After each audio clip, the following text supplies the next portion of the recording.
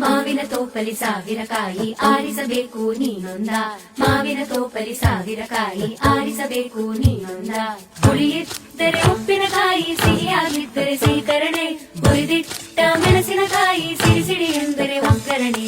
ಮಾವಿನ ತೋಪಲಿ ಸಾವಿರ ಕಾಯಿ ಆರಿಸಬೇಕು ನೀನೊಂದ, ಒಂದೇ ಹಣ್ಣಲ್ಲಿ ಬಗೆ ಬಗೆ ರೀತಿ ಇಟ್ಟನು ಯಾಕೆ ಭಗವಂತ.